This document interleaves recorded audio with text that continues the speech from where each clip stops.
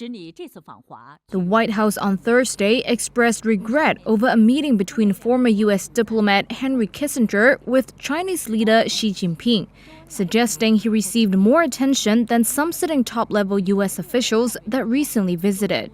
That includes Secretary of State Antony Blinken and Treasury Secretary Janet Yellen. National Security Council spokesperson John Kirby said, quote, "It's unfortunate that a private citizen can meet with the defense minister and have a communication, and the United States can't."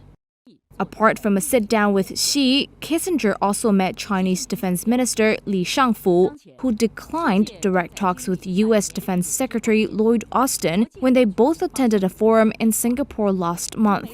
Kissinger was also described by Xi as an old friend whom China will never forget.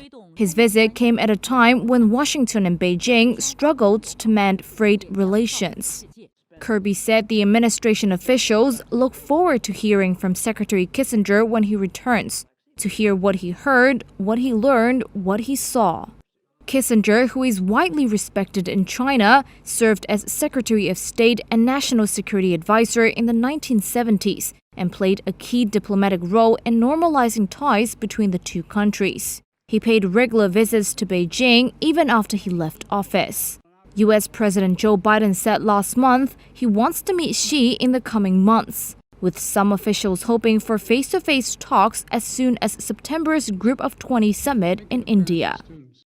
Shares of American Express fell on Friday after the credit card giant said it was keeping its annual profit forecast unchanged. That disappointed investors and comes despite record spending on its credit cards in the second quarter.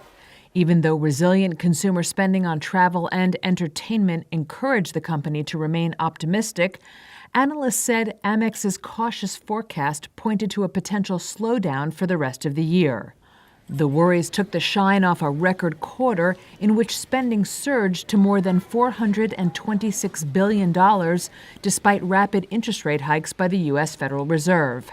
Millennials and Gen Z credit card users were its fastest-growing consumer base as their combined spending surged 21% in the U.S. from a year ago. Still, rising borrowing costs led Amex to raise its provisions for credit losses by some $600 million from a year ago as it braces for potential defaults on loans.